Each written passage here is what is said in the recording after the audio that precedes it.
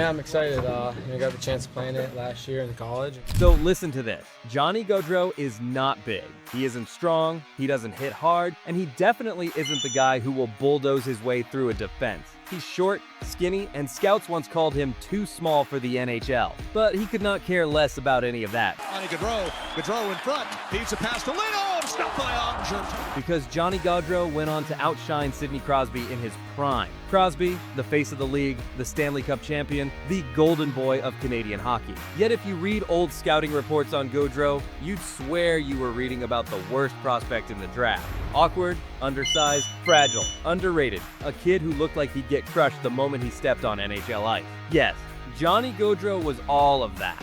But saying he couldn't survive in the NHL was like underestimating a chess master because he didn't look athletic enough to sprint. As one analyst would later say, Gaudreau doesn't beat you with size. He doesn't beat you with power. He doesn't even beat you with speed. Gaudreau beats you by outthinking you. Watching him play, you'd almost feel like, I could do that too. But don't fall for it. Gaudreau is the master of making hockey look simple while dismantling even the best. Gaudreau scores! Johnny Gaudreau goes top corner on a partial breakaway. And I don't even need to mention yet how his hockey IQ would one day force prime Sidney Crosby to look ordinary. Because from the very start, that same awkwardness, that same unimpressive label, turned him into a player who saw the game differently. When Gaudreau was growing up in Carneys Point, New Jersey, nobody looked at him and thought, future NHL star. He wasn't built like the big Canadian prospects, he wasn't flashy, and he wasn't physically intimidating. What made it worse was his unconventional training methods. While other prospects spent summers at elite hockey camps, Gaudreau was playing street hockey with neighborhood kids and practicing moves on rollerblades in his garage. Meanwhile, Crosby's story couldn't have been more different. By age 14, Sidney Crosby was scoring 217 points in 81 games in bantam hockey. His father, Troy, was a former goaltender who had built a regulation-sized rink in their basement. Crosby practiced there for hours daily, developing the mechanical precision that would define his career. He was first overall in the draft, a Stanley Cup and Olympic champion before most players even found their footing. Gaudreau, his father Guy, was an equipment manager at Philadelphia Union Soccer Club. Johnny's first structured hockey training didn't come until age 10, remarkably late for an elite prospect. He learned the game through pickup street hockey and watching highlight reels on YouTube, developing an improvisational style that would later baffle NHL defenses. Yeah, I'm excited. I got the chance of playing it last year in college. At Boston College, he completely transformed those expectations. In 3 seasons, he became one of the most electrifying players in college hockey, but his approach was unorthodox. Coach Jerry York revealed that Gaudreau rarely stuck to set plays during practice. He'd see something different every time, York recalled. His 2013-14 Hobey Baker Award season saw him tally 36 goals and 44 assists in just 40 games. But 23 of those goals came from areas of the ice that analytics teams classified as low percentage scoring zones. But Gaudreau didn't care. He had already decided that hockey wasn't about size. It was about timing, awareness, and making smarter plays than anyone else. His college teammates noted that he spent more time studying game film than anyone on the team. But he watched opposing goalies, not skaters, memorizing their positioning tendencies. By the time Johnny Gaudreau finally made it to the NHL, Sidney Crosby had already redefined what it meant to be a complete player. Crosby's training regimen was legendary. 4-hour ice sessions followed by 2 hours of off-ice conditioning, 7 days a week during the off-season. His dedication to details was obsessive. He had his sticks custom weighted to the exact gram and his skates sharpened to specifications that varied based on ice condition. So when the Calgary Flames faced the Penguins in the 2013-14 season, the preparation styles couldn't have been more different. Crosby's pregame routine involved 45 minutes of structured warm-up drills. Gaudreau showed up 20 minutes before warm-ups and spent most of that time juggling a tennis ball while visualizing potential plays.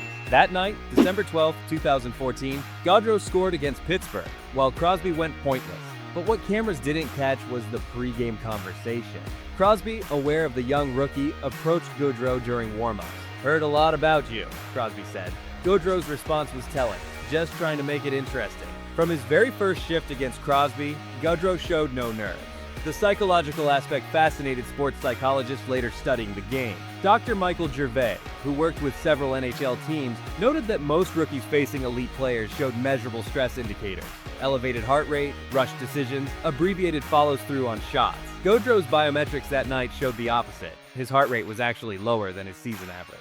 The first goal came off a play that violated conventional hockey wisdom. With Crosby's line applying pressure, standard coaching would dictate a safe clear or dump out. Instead, Gaudreau made a move that ESPN's analytics team later classified as having a 12% success probability. He held the puck for 2.3 seconds longer than average in the defensive zone, waited for Crosby to commit to forechecking, then executed a cross-ice pass that created a 3-on-2 rush. By the end of the night, Gaudreau had 2 goals and an assist. The most significant statistic wasn't his point total, it was his ice time distribution. Calgary coach Bob Hartley deployed Gaudreau for 47% of his shifts directly against Crosby's line, an astronomical percentage for a rookie. The Penguins lost 4-2. What made Gaudreau's success so intriguing to hockey analysts was how it defied traditional metrics. Corsi and Fenwick, the advanced stats that had dominated hockey analysis, measured shot attempts and possession. But Gaudreau's impact often came in ways these numbers couldn't capture. NHL teams started developing new metrics specifically to understand players like Gaudreau. Expected goals added per touch measured how much a player improved scoring chances each time they controlled the puck. Gaudreau consistently ranked in the 99th percentile, meaning nearly every time he touched the puck, his team's scoring probability increased significantly. Boston University's hockey analytics department, led by Dr. Ryder Davis, began tracking sequence disruption events, moments when a player's actions forced the opposing team to abandon their intended play structure. Gaudreau averaged 4.7 sequence disruptions per game, nearly double the next highest player. But the most revealing metric was defensive recovery time. When teams turned the puck over to Gaudreau, it took opposing defenses an average of 6.8 seconds to re-establish positional structure compared to the league average of 3.2 seconds. This extra time was where Gaudreau's magic happened. The advanced stats told an even more fascinating story when broken down by opponent quality. Against elite defensive teams, Boston, Los Angeles, Nashville, Gaudreau's metrics actually improved. Dr. Davis hypothesized that structured, disciplined defenses were more predictable, making them paradoxically easier for Gaudreau to exploit through misdirection. NHL Network's analytics team broke down 47 of Gaudreau's primary assists from his rookie season. In 31 cases, the scoring play began with Gaudreau doing something that computer models predicted had less than 20% chance of success. Yet his actual success rate on these low-probability plays was 71%. Dr. Sarah Mitchell, a biomechanics expert who worked with Olympic athletes, studied Gaudreau's skating technique after his breakout season. Her findings challenged conventional understanding of hockey locomotion. Traditional power skating emphasized deep knee bends and long, powerful strides. Gaudreau's technique was different, shorter, quicker strides with minimal vertical movement. Motion capture analysis revealed he changed direction 23% faster than the average NHL forward, despite having 15% less raw top-end speed. The secret was in his center of gravity. At 5 feet 9 inches and 165 pounds, Gaudreau could shift his weight distribution in ways taller players physically couldn't replicate. His turning radius at full speed was 2.1 meters, compared to the NHL average of 3.4 meters for forwards. But the most remarkable finding was his deceleration efficiency. Most players lost significant momentum when slowing down to make plays. Gaudreau could reduce his speed by 40% in 0.8 seconds while maintaining complete balance and puck control. This allowed him to change tempo mid-play in ways that confused defensive positioning. Equipment played a role too. Gaudreau used sticks that were 10% shorter than standard for his height, with a lie angle that was considered obsolete by most players.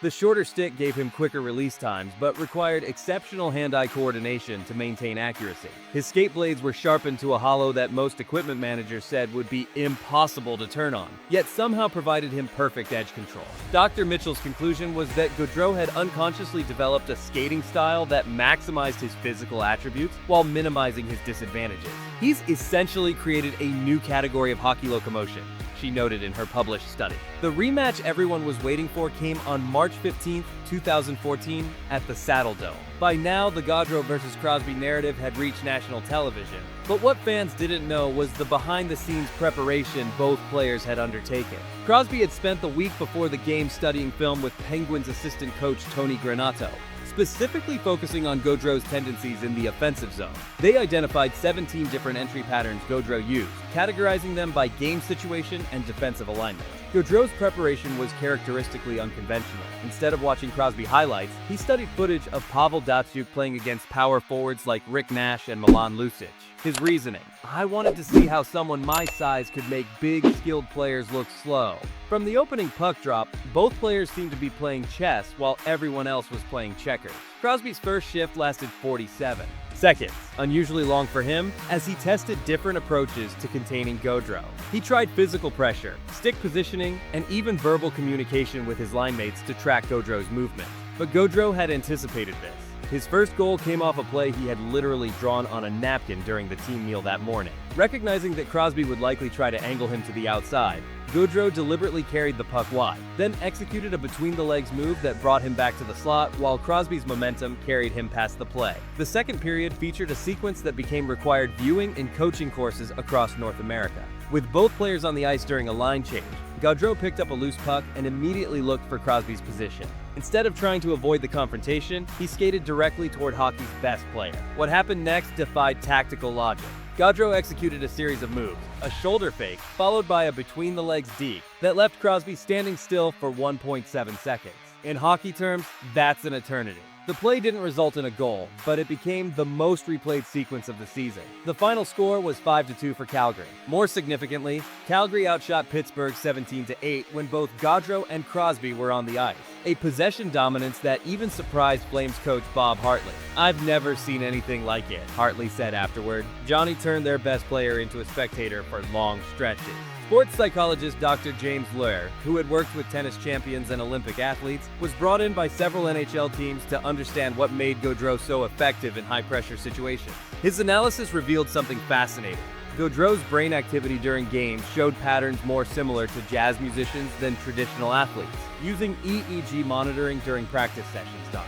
Loehr found that Gaudreau's neural activity increased in areas associated with creative problem-solving when facing defensive pressure, while most players showed stress responses in the same situations. This explained why Gaudreau often played his best hockey against the toughest competition. Where other players felt pressure and simplified their games, Gaudreau's mind actually became more creative. Dr. Loehr coined the term adversarial creativity to describe this phenomenon. The research extended to his pre-game mental preparation. While most elite athletes used visualization techniques to imagine successful outcomes, Gaudreau's approach was different. He visualized problems, difficult defensive coverages, bad bounces, broken plays, then mentally improvised solutions. This prepared his subconscious to react creatively to unexpected situations. Perhaps most intriguingly, Dr. Loehr discovered that Gaudreau had perfect temporal calibration, internal clock that was accurate to within 0.2 seconds over extended periods. This allowed him to manipulate game tempo in ways other players couldn't match. He could slow down a fast-paced play or accelerate a methodical sequence based on an almost supernatural sense of timing.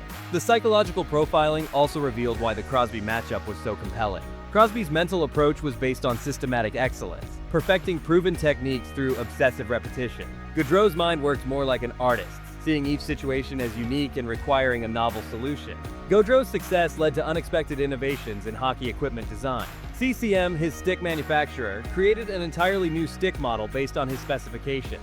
The Ribcore Trigger 2 featured a kick point that was 15% lower than traditional sticks, allowing for quicker releases on wrist shots and snapshots. His skate setup became legendary among equipment managers. Gaudreau used a blade hollow that was so shallow most skate sharpeners initially refused to do it, claiming the player would slip constantly. But the shallow hollow gave him unmatched glide. The blade hollow had another advantage.